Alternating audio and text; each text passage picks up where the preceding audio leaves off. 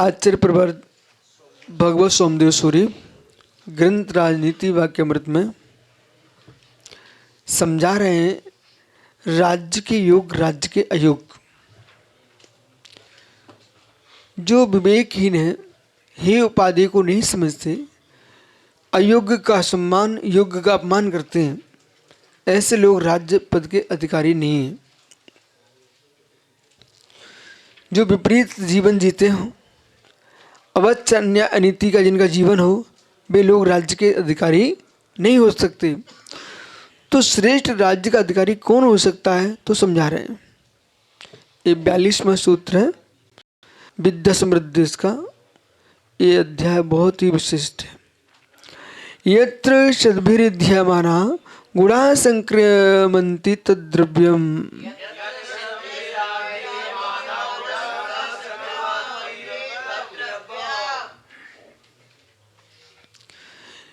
यहाँ कह रहे हैं यत्र शब्दा धीयमाना, जो पुरुष धीमान है, राजनीतिज्ञ है, कुशल है, विद्वान है, और जिस पुरुष द्रव्य में राजनीतिज्ञ शिष्ट पुरुषों द्वारा नीति, आचार, सम्मति, शूरता और प्रजा पालन में उपयोगी सद्गुण सिखाए जाकर स्थिर हो गए हो, जिसने इन गुणों को प्राप्त किया।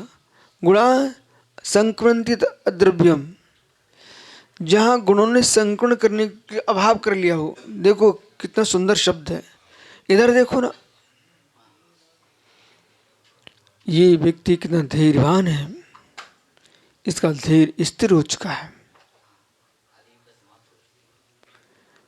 इसका धैर्य स्थिर हो चुका है, यानी अधीरता समाप्त हो चुकी है। तो जिसमें सद्गुण स्थिर हो जाए, मतलब सद्गुणों से परिपूर्णित हो चुका है, वो जीव राज्य पद के योग्य है। जिसको अपनी प्रजा से पुत्र की भांति प्रीति हो, राजनीति में कुशल हो, प्रजा की बात को ध्यान से सुनता हो, कोई टाल मटोल ना करे, हर व्यक्ति को ऐसे सुने कि वो व्यक्ति समझे कि हमारा महत्व समझते हैं। यदि आप उसका एक बार महत्व समझोगे, वो तुम्हारा जीवन भर महत्व समझेगा। आपने ये सोचा चलो हटो, तुम कौन होते हो। सुनो महाराजो सब, अब जैनियों के पास राजा तो है नहीं है, आप ही सब कुछ हो उनकी। तो आप पूर्व में पढ़ चुके हो शंभु स्तोत्र में, भगवान का विहार प्रजा की वैभव का कारण बनता है। ठीक है, ऐसे मुनियों का विहार समाज की वृद्धि श्री का कारण है। जैसे जैसे मुनिराज निकलते हैं, समाज संग्रहित हो जाती है, एक दूसरे से मिल करके प्रभुत्व सत्ता बढ़ती है, दूसरे देख करके समझते हैं भाई जैनी लोग बहुत हैं। ठीक है, सम्मान बढ़ता समाज का। तो अब जैसे साधु का विहार वृद्धि का साधन बनता है, इसी प्रकार से राजा को चाहिए है कि वो क्षेत्रांतर को प्राप्त हो, नाना देशों में पर्यटन करें, नाना देशों में पर्यटन करें। और नाना देशों में पर्यटन का प्रभाव होता है कि अपना देश का प्रभुत्व जमता है। आज भारत कहाँ है, अमेरिका में है, आज भारत कहाँ रूस में है, आज भारत कहाँ चीन में है, ये पाकिस्तान में भारत है। इससे क्या हो रहा है कि जैसे तुम्हारे प्रधानमंत्री नाना देशों में भ्रमण कर रहे हैं, तो लोगों को लगता है खर्च बढ़ा रहे हैं। खर्च नहीं बढ़ा रहे हैं, खर्च तो होता ही है, उसमें कोई शंका नहीं है, लेकिन खर्च मत देखो, ये देखो तुम्हारा देश का सदस्य गया तो प्रभुत्व सत्ता बनती है। आप बिहार करते हो, आप बिहार करते हो तो तुम चर्चाओं में रहते हो। बोले क्यों? माना कि बालक, क्या नाम तेरा है, कहाँ रहते हो हैं? अब ये भैया सुबह से आ गए, क्यों आए? आप यहाँ ना आते दिल्ली में तो इस वजह से क्यों आता? अब वो बालक पीछे खड़ा हुआ यहीं सो गया। ठीक है, बोले सुबह से आ नहीं पाएंगे, उसे नीचे सो रहे थे भैया। हमने पूछा सुबह से कहाँ से आ गए? बोले नीचे थे। प्रश्न ये, आप यहाँ आए, नीचे देखो बैंड की आवाज़ आ रही है। यदि आप यहाँ नहीं आते, ये बैंड क्यों बजते? अब पड़ोसी पूछ रहा भाई बैंड क्यों बज रहे हैं, पड़ोसी पूछ रहा बैंड क्यों बज रहे हैं? भाई जैन मुनि आए हैं यहाँ पर, ठीक है।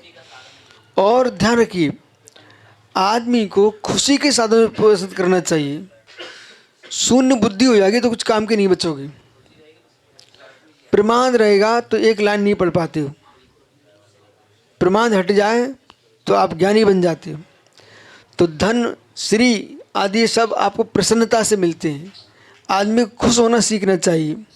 चारित्र भी प्रसन्नता से पलता है, और यदि प्रसन्नता नहीं तो चारित्र नहीं पलता। चारित्र का पालन प्रसन्नता से होता है, तो प्रजा का पालन प्रसन्नता से होता है। राजा स्वयं उन्मत्त पड़ा है, वो क्या प्रजा का पालन कर पाएगा? इसलिए अपने आप को खुश रखना चाहिए। ऐसा नहीं राकेश पंडित जी छिप के बैठ जाओ, अपने आप को प्रसन्न रखना चाहिए। चश्मे मत देखो, चश्मे मत देखो, चश्मे को मत देखो, चश्मे को मत देखो, चश्मे से देखो।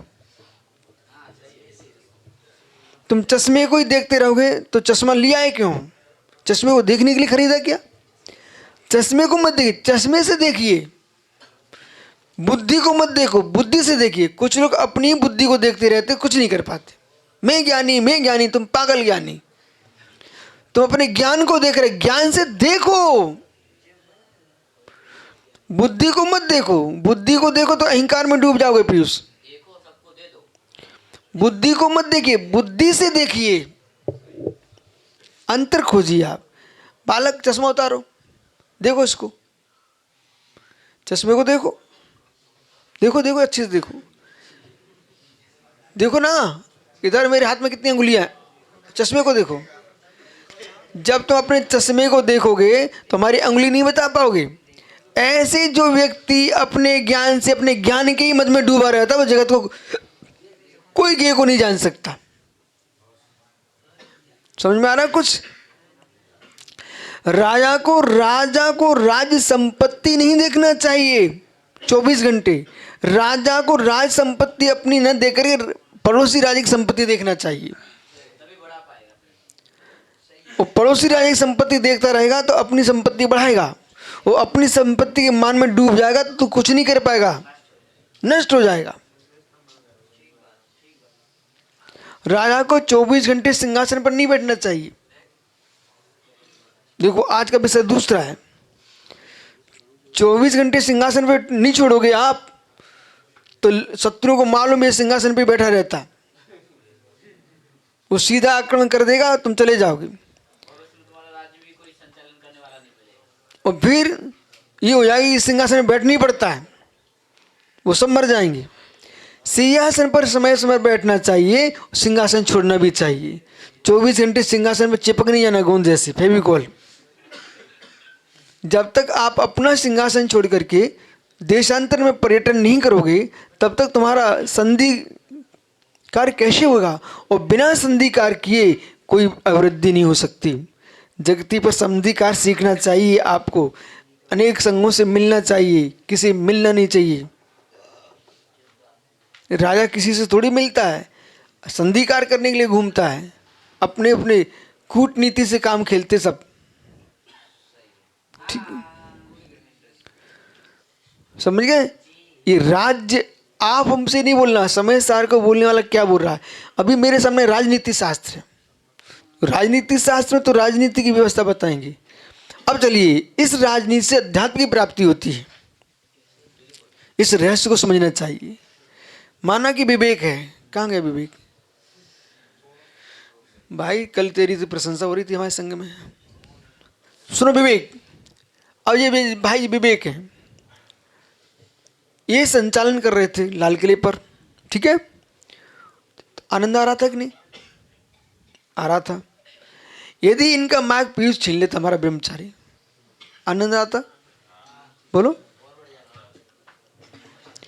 हृदय से बोलो, बनावटी नहीं बोलना। अरे नहीं आता। माइक एक ऐसी वस्तु है कि आदमी को राज्य ले लेके माइक दे दो, आओ। लेकिन नमन यदि वो नहीं होता तो तुम कहते ही रहते, फिर संचालन कौन करता? कोई दूसरा राज्य करता तुम्हारे संचालन पर। अब बोलो आगे, वो भी जरूरी है, ठीक? आओ, सारसज्य इधर देखो, हमने क्या बोला, आध्यात्मिक है। और आध्यात्मिक कैसा, अध्यात्म एक प्रकार का नहीं है, अनंत प्रकार का है। वो विषय नहीं है, वो विषय नहीं है, वो विषय नहीं है, आध्यात्मिक है। आध्यात्मिक ये है कि यदि फणी है, फणी तो फणी है, वो एक स्थान देख के आया, ठीक है, उसने जो स्थान देखा और दूसरा भी देखने जाए। अब सुनिए, यदि इसने जो देखा वहीं रुक गए तो इसको आनंद आएगा, और यदि कोई दूसरी जगह रुक गए उसको क्लेश होगा, होगा कि नहीं होगा, भाव ही नहीं आएगा। अब वो जो मान कैसा है, वो आत्मिक है, परवस्तु नहीं है। समय सार से बोल रहा हूं मैं, कसाय मान परवस्तु नहीं है। समय सार को 3 बिंदु में समझना आपको। यदि आप कसाय को परवस्तु मान लोगे तो कसाय का फल भी परवस्तु भोगेगी, तो कसाय का फल आत्मा भोगती है, ठीक है। अब जो आत्मा जो है परवस्तु नहीं है कसाय, तो जो आपके अंदर हीन भावना जागृत होती, उदास हो जाते, आत्मा आलस समाप्त हो जाता, क्लेश बढ़ता आपके मस्तिष्क में, आप अपने राज्य को सुख से भोग रहे हो। जो उसके विपरीत हीन भावना क्लेश होता ना, आत्मा को कष्ट होता, वो कष्ट नहीं, आध्यात्मिक सुख मिल रहा है आपको, आंतरिक वो सुख है। सबसे बड़ा सुख तो वही है। आप तो सुनिए ना, आप तो सुनिए ना भाई मित्र, सब कुछ करने के बाद क्या चाहिए पड़ता आदमी को, खा पी के बैठ गए, अब क्या चाहिए पंडित जी आपको, सम्मान। जिसका मान नहीं है उसका तो जीवन ही बेकार है।